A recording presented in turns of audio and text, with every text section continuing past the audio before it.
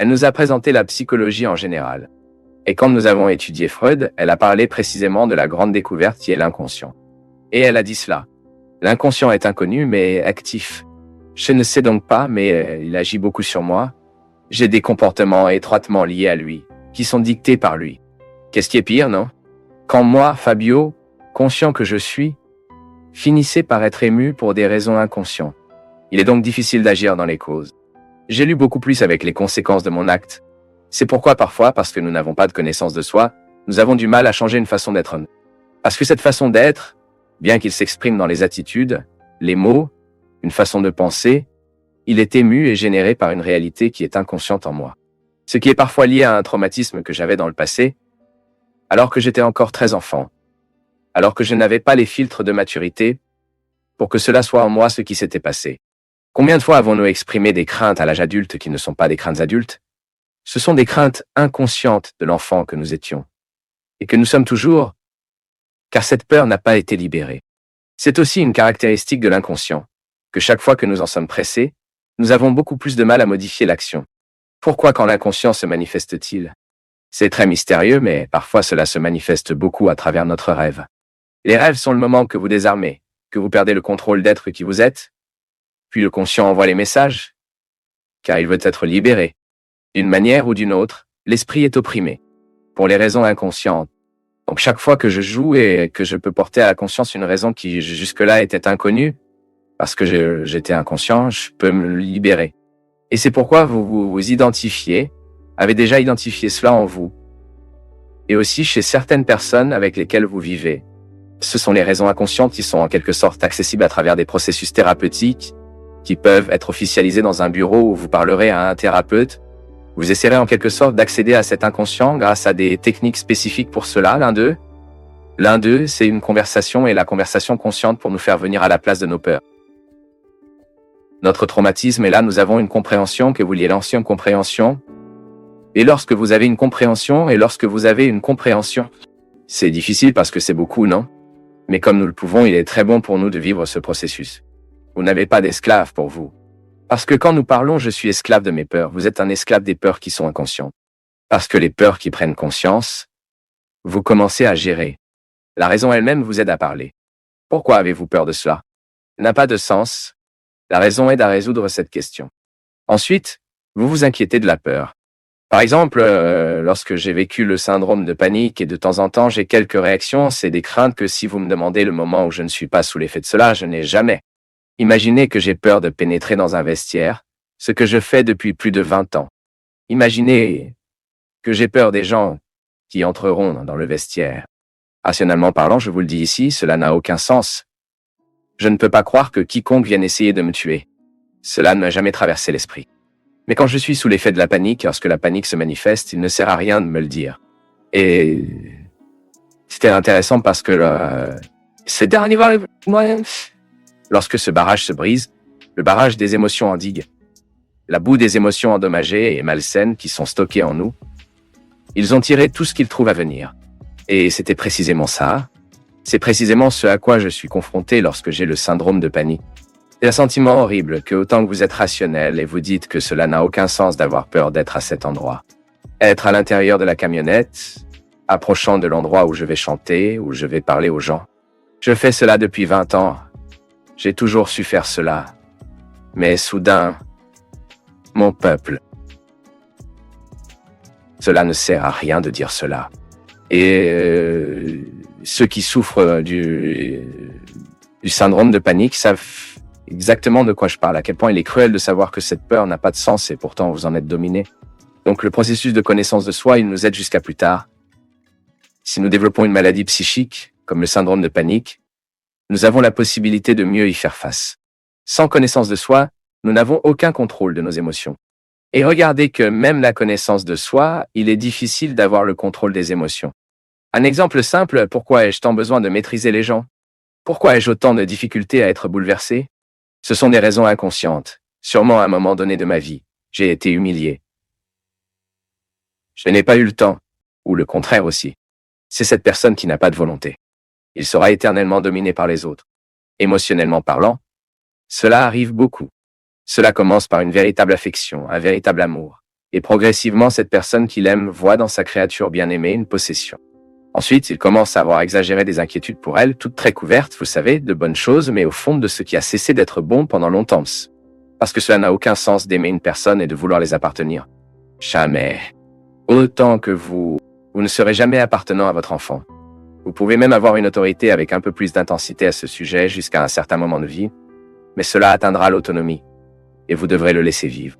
C'est pourquoi parfois certaines personnes, au moindre signe d'être dominées, elles deviennent agressives. Pourquoi?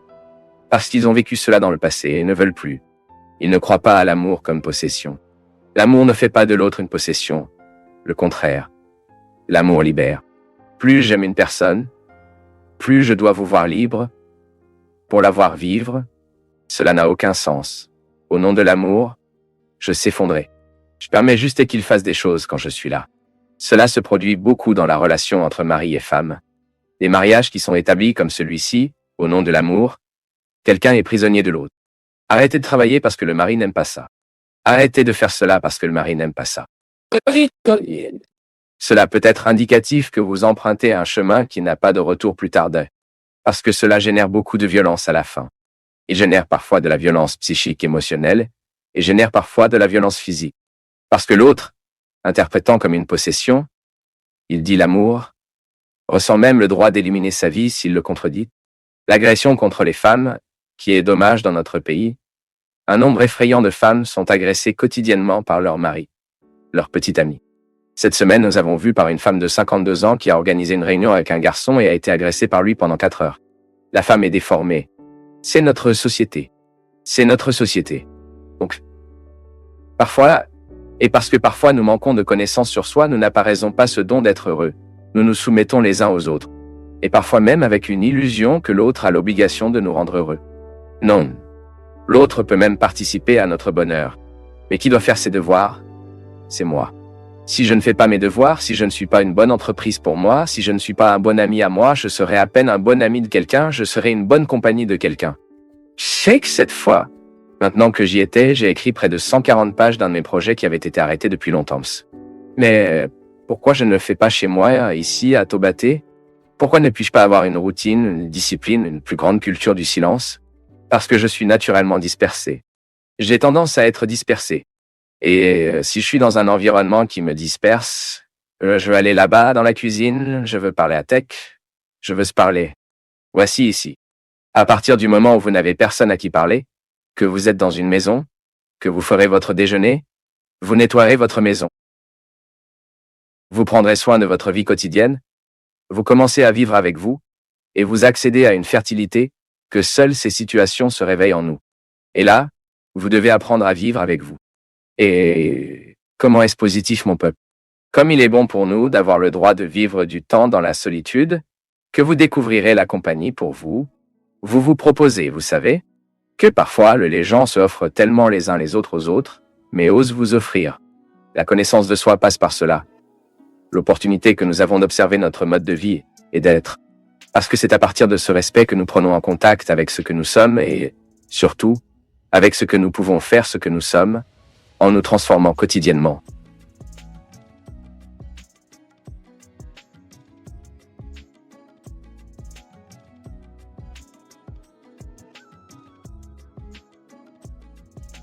Les réalités lourdes ne nous laissent pas augmenter.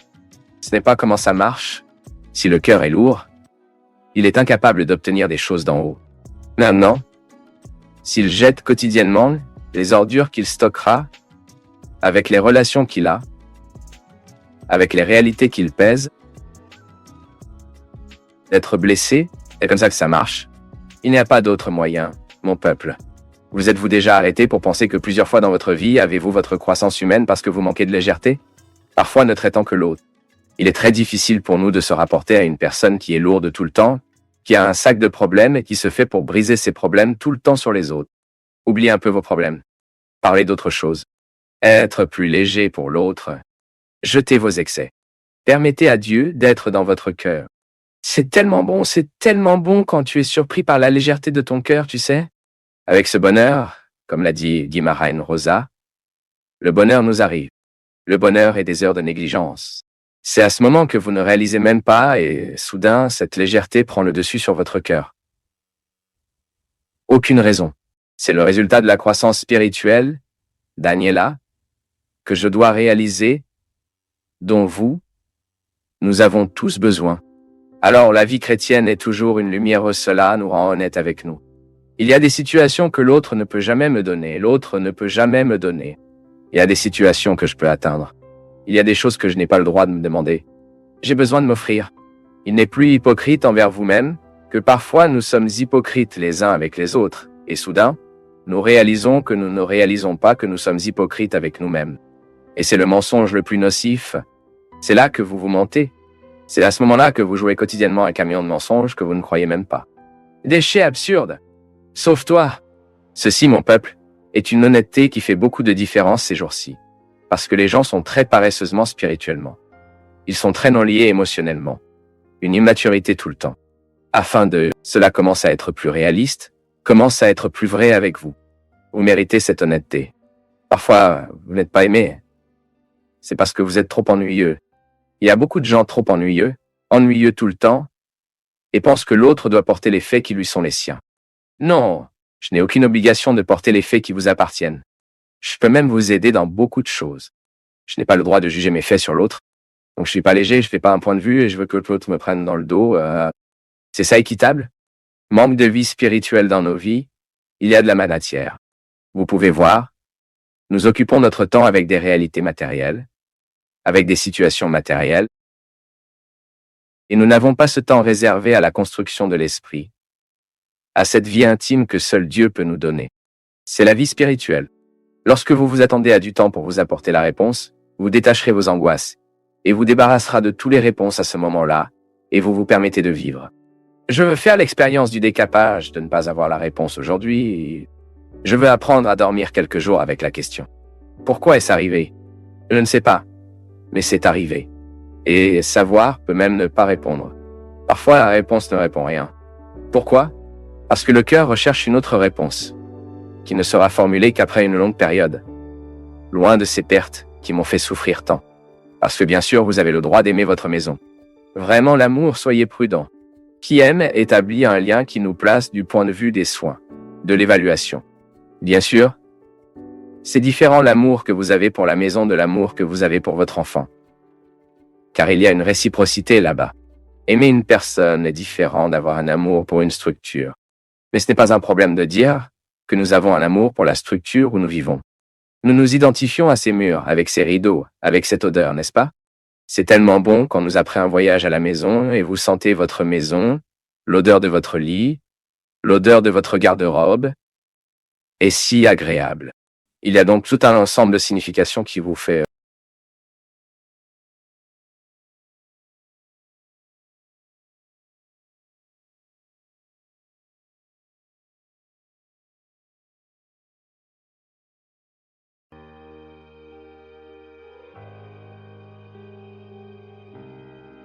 Faites ce qui suit, trouvez un mode de vivre votre travail, votre richesse, des valeurs chrétiennes. Ce n'est pas un péché d'être riche. Ce n'est pas le péché d'être riche. Le péché est d'être du savon, de ne pas vouloir diviser ce que vous avez. Le péché ne veut pas diviser ce que vous êtes. Donc si vous avez des influences sociales, faites tout pour faire un beau travail dans la société que vous vivez. Ne soyez pas cette madame futile, par exemple. Nous trouvons tellement futile madame que la seule préoccupation qu'elle a est la dernière poudre qui est sortie. La dernière crème pour étirer la ride. Ou le coiffeur, le dernier. Non. Parce que cette futilité, elle ne vous permet pas de vivre le plus beau de votre cœur. Dieu entre dans nos vies pour purifier nos excès. Vous avez donc tout le droit d'être une madame, une belle femme, bien arrangée, que vous pouvez le faire.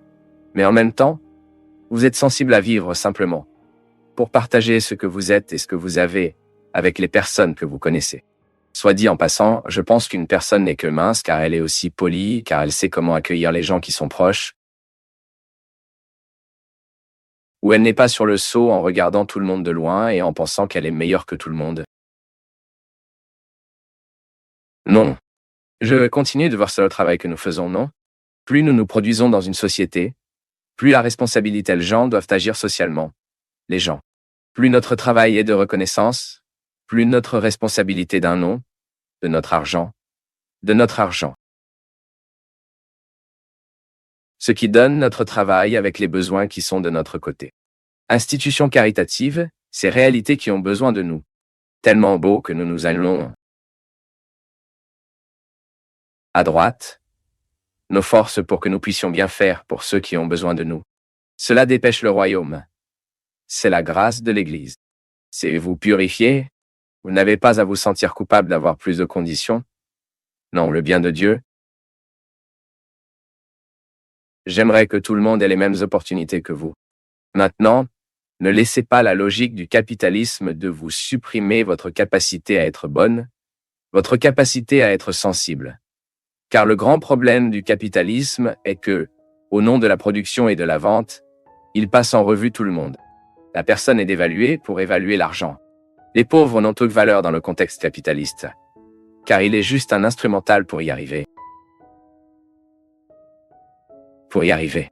Combien de personnes ont esclaves dans leur mécanisme de travail, précisément parce qu'ils ont des patrons qui ne pensent pas au bien de l'autre, veulent simplement utiliser l'autre comme un mécanisme pour atteindre l'argent, le pouvoir. C'est ce sur quoi nous devons travailler. Mais cela ne signifie pas maintenant que nous devrons rendre le monde pauvre. Non. La pauvreté que propose la vie religieuse, que la vie sacerdotale propose, est bien plus que la pauvreté matérielle. C'est la possibilité d'accueillir celles qui arrivent. Et par exemple, combien de congrégations sont riches? Le grand péché que ces congrégations peuvent accomplir est précisément car ils ferment dans la richesse qu'ils ont et ne font rien pour les pauvres. Ce n'est pas vrai? Lorsque vous réalisez que l'argent ait réussi à renoncer à cela, papa? Mais il n'y a pas d'engagement social envers la société. Nous ne pouvons pas admettre. Et c'est là que nous devons entrer. Vous n'avez pas à critiquer les congrégations, l'Église, non, vous devez faire la critique de moi. Je suis père Fabio, j'ai un travail, je combats ma vie quotidienne, je travaille pour survivre, je paie mes perles, je survis ce que je fais, mais maintenant, comment gérer ce qui redonne du travail que je fais? Suis-je capitaliste? Ou ai-je une sensibilité sociale avec ce qui donne le travail qui est à moi? Ensuite, vous vous posez aussi cette question. Vous n'avez pas besoin d'être prêtre à vous demander. André, si cette question, nous devons tous nous demander de pouvoir dormir en paix avec notre conscience. Aujourd'hui, le monde est marqué par la nécessité, à la fois matérielle et spirituelle. Je les heurte tous les deux et j'ai de plus en plus demandé à Dieu de ne pas être insensible à aucun d'entre eux. Ce que nous pouvons faire, nous devons faire. Par exemple, je suis né d'une famille pauvre. Mes frères sont pauvres jusqu'à aujourd'hui. Aider mes frères, pour moi, est une responsabilité sociale. Je me trompe? Je ne le suis pas. Cela ne sert à rien pour moi de faire mes quartiers là-bas pour l'institution. Si soudain je ne suis pas sensible à la nécessité de mes frères, c'est une responsabilité qui est toujours imposée à mon cœur. Quand j'ai dû adopter une nouvelle position de vie précisément à cause de cela, je devais prendre soin de ma mère. C'est une responsabilité sociale que j'ai, mais cela ne me ferme pas dans mon monde avec mes besoins, non. Et dans la mesure du possible, comme je peux me le permettre, je veux aider mes frères. Je veux leur donner des possibilités d'amélioration de la vie. J'aime. Ce sont des gens qui sont importants pour moi. Vivez-vous ce que Dieu ne vous donne que pour vous? Ou avez-vous une sensibilité pour percevoir les gens de notre côté? Ensuite, je vous le dis aussi, à vous qui nous regardez maintenant et soudain, c'est vrai, je ne me suis jamais arrêté pour y penser. Aucun problème, vous avez le fruit de votre travail. Si votre travail vous a beaucoup gagné, si votre profession vous a donné beaucoup d'argent, ce n'est pas un problème. Le problème est ce que vous faites avec ce que votre profession vous a donné, avec ce que votre bureau vous a donné. C'est tellement triste, mon peuple, quand vous réalisez qu'une personne, elle prend un poste de pouvoir et qu'elle traite mal les gens à cause de cela. J'ai un aperçu sensible de percevoir l'autre. C'est la plus grande beauté que je vois chez une personne. Quand elle a de l'argent, elle réussit. C'est une personne célèbre. C'est une personne qui a beaucoup réalisé dans la vie, mais n'a pas perdu la sensibilité de regarder des gens simples dans leurs yeux et de bien les traiter. Même parce qu'il n'y a pas de richesse plus grande et plus belle dans cette vie que vous avez un être humain sensible aux besoins de votre temps. Père, savez-vous quand nous ressentons un poids en nous, peur que tout puisse mal tourner? Ouais, je me sens comme ça. Savez-vous quand une personne se sent perdue au milieu de la confusion? Ouais, c'est moi. Voilà comment je me sens. C'est une tristesse dénuée de sens. Même les autres incitatifs font de même. Je les encourage à ne pas avoir peur, mais je me ressens beaucoup de cette peur. Je me sens prisonnier, et cela m'a dérangé. Cela m'a donné une grande angoisse. D'une manière ou d'une autre, nous nous incluons tous. Parce que qui n'a pas à vivre ce défi quotidien? La vie est un défi quotidien. C'est comme l'eau potable. L'eau que vous avez prise hier n'est pas pour le siège d'aujourd'hui. La nourriture que vous avez mangée hier, bien sûr, il peut encore vous nourrir, mais vous devez renouveler la nourriture. Le sens de la vie est comme ça aussi. Je brise les règles des défauts pour que je commence à vivre sur les règles des vertus. J'ai une sensibilité, une simplicité pour identifier mes excès, ce qui fait de moi une personne difficile et commencer à travailler. Plus tôt je commencerai à travailler cela, plus il est grand de bénéficier, car il est bon pour nous de vivre la conversion. Nous sommes plus agréables, nous sommes plus heureux, nous sommes plus épanouis. Et c'est le premier avantage de la conversion. Qui, lorsque nous abandonnons ces excès, nous sommes encore plus beaux. Car vous commencez à faire de la place pour grandir en vous, ce que les excès ne permettent pas. De nombreuses vertus ne grandissent pas en nous, c'est parce que les défauts suffosent. Le défaut a un pouvoir ordinaire et absurde de s'étouffer quotidiennement. C'est comme celui qui est accro. Bien qu'il ne regarde pas dans le miroir et dit que cette dépendance me tue, il ne commence pas à se libérer. Il ne sert à rien de dire. Il ne sert à rien de dire. Le toxicomane doit se reconnaître comme un tueur de lui-même.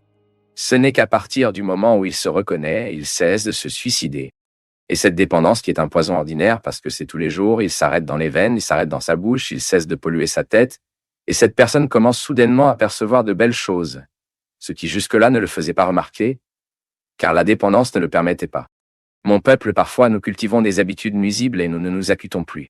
Vous savez qu'un grand dommage humain, que j'ai identifié, est que les gens s'habituent à ce qu'ils se sentent mal, ils s'adaptent à ce qui est mauvais. Ils ont perdu la capacité d'être indignés, comme je le disais. Parfois, vous ne pouvez pas recruter le meilleur en vous-même, il est abattu. C'est tout. Ce n'est pas seulement votre problème, ma fille. Nous tous, si nous ne prenons pas soin de nous, nous perdons la référence à la réalité. Ce que nous devons vraiment faire. Pourquoi? Faites-le pour obtenir le meilleur d'entre nous. C'est la conversion. Lorsque je perds la capacité d'indigner avec ce qui est mauvais dans mon ambiance, je perds le pouvoir de transformer. C'est l'indignation qui me pousse vers le changement. C'est un dommage que nous ne pouvons pas mesurer lorsqu'un être humain s'habitue aux défauts qu'il a. Parce que parfois, les gens oublient de permettre à Dieu de transformer leur cœur. Parfois, il ne transforme que l'aspect extérieur. Mais qu'en est-il du cœur? Qu'est-ce qui me fait l'un devant l'autre? Est-ce que cela me fait promouvoir l'autre dans l'amour, la tolérance? Parfois, les gens ne se regardent pas. Parfois, nous nourrissons un tempérament difficile et lourd, et nous disons qu'il est converti, ou est en train de conversion. D'accord. Mais quel processus? Est-ce que cela n'accélère pas notre simplicité et notre légèreté? Quelle conversion est-ce qui ne fait pas de moi une personne plus légère aux autres? Quelle conversion sais-je, sort de l'arrogance? C'est le premier signe, mon peuple. Qu'ils disent religieux, parce que c'est le fruit de la spiritualité en nous. Il sait, si je suis un bon patron, c'est bien d'être difficile. Le bon patron est généralement dur, exigeant mais jamais arrogant, pas exigeant mais jamais intolérant. Exigeant mais pas insupportable. Et j'ai la possibilité de choisir d'être une réponse positive ou d'être une réponse négative. Je peux être une réponse évangélique ici, sur la base de ce mot, ou je peux être une réponse impie, qui n'a aucun engagement envers la sacrée de la vie. Les gens, je peux être une réponse chrétienne qui favorisera de bonnes relations d'amitié, des relations fructueuses, aimantes. Vous pouvez être une réponse positive en tant que mari dans la vie de votre femme, dans la vie de vos enfants. Vous pouvez être dans la vie de votre mari, vos enfants, vos frères. Vous êtes sorti du lit, vous commencez à être une réponse au monde. C'est intéressant. Quand je me rends compte qu'un sacrifice, un geste de renoncement m'aidera à enfreindre le pouvoir des règles des défauts. Parce qu'un être humain qui vit adapté à ses lacunes, un être humain qui vit sous les règles de ses défauts, il est insupportable. Il est difficile au travail, il est difficile au sein de la famille, il est difficile dans les relations d'amour qu'il vivra. Pourquoi? Parce qu'il est un pig, eh? Vous êtes toujours prêt à jeter vos épines sur les autres.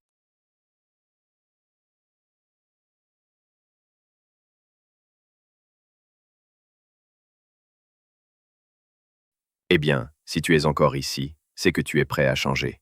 Tu en as assez de fuir. Ce type d'attention est rare, c'est précieux. Écris ta ville dans les commentaires et, si tu veux, partage cette vidéo avec quelqu'un qui cherche lui aussi plus de clarté. Merci, une grande accolade et à très bientôt.